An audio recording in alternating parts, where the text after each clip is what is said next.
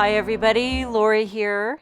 Thank you so much for joining me today. I'm excited to share a festive holiday project with you featuring products from the new Sizzix Holiday Collection designed by Tim Holtz, and these are all available at Simon Says Stamp.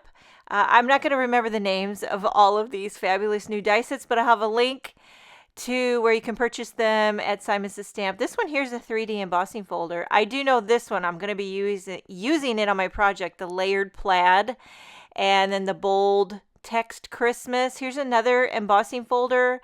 A little tag die set gives you 3 different sizes of tags. And there's just so much goodness in here. It really has the whole, Tim Holtz flair to it. Kind of rustic, kind of Tim Holtzy. But I'm going to try to use these products in my own Laura Fedorable way.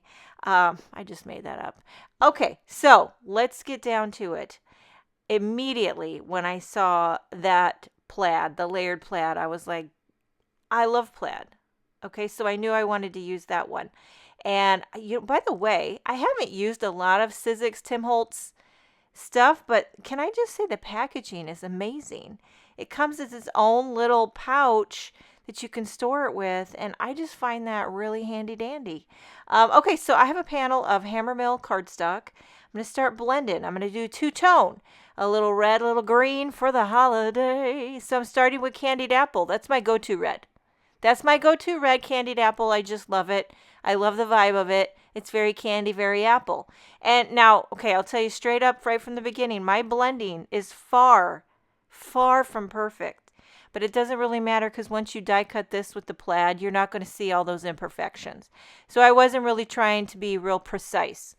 Now I'm going in with Mowed Lawn on the other side. And I am using Simon Says Stamp blender brushes and the Distress inks. And it's all working together with Holiday Magic.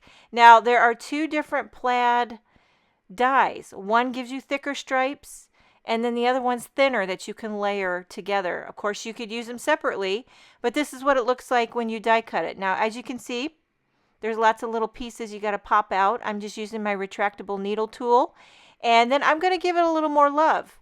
Just a little dabble do to pop up that vibrancy. Sometimes I find when you blend after you die cut, you not only have to exert less energy because you only need to blend where you need it, and then you can really see what you're dealing with here. So we got the 2-tone red and green. It gives you the hint of Christmas without slapping you in the face. Okay, now I'm going to do panel number 2, same colors. I am going to add some darker colors, but I'm doing the same thing that I did before. And as you can see, my blending is splotchy as all get out. Now normally this would chap my khakis and I'd have to start over or really take my time to get a smooth, seamless blend. But I noticed after I die cut it with the plaid, it's so forgiving. You don't even see all of that. So I was like, Laura, don't worry about it. Okay, so I die cut it with that more detailed plaid. It's thinner little lines. Okay, now this one I want it to be darker than the first layer of plaid. So I'm going back in with the Candied Apple and the Mowed Lawn, but I realized quickly it wasn't giving me the richness that I needed. So I pulled out Festive Berries. I'm still working with the Candied Apple. Okay, here's the Festive Berries. Now look at that one. That brings the va-va-va-voom, Christmas, happiness, right where I needed it. Okay, so Festive Berries, that might be...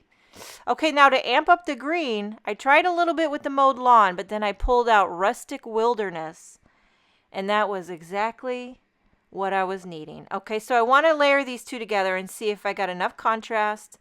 I don't want it to be too contrasty, but just enough so you can see the different layers.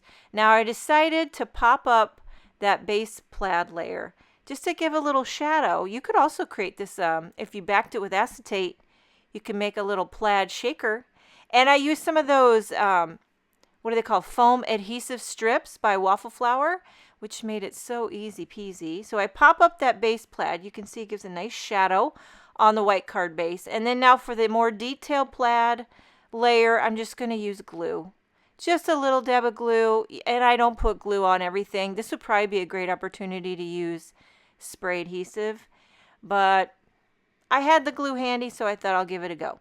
Okay, so I put that on, line it up.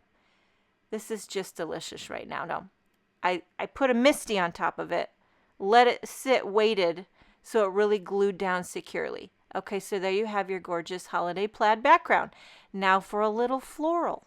I pulled out this new one. It's called the Holiday Brushstroke 3, and it's a gorgeous, is this a poinsettia? It looks like it to me. Okay, so I'm going to die cut this with some solid color cardstock. I believe this is Poppy cardstock by Concord 9th. It's a great pop of red. And then the Cranberry, also by Concord 9th, which is a great darker shade to layer these two together. Now, I will tell you, I am not going exactly by the packaging, which you could go by the packaging and layer all the little pieces to get all that dimension and detail. I went a lot simpler, but I'll show you. You know, you can do it a lot of ways. You can be as intricate and detailed, or you can keep it simple.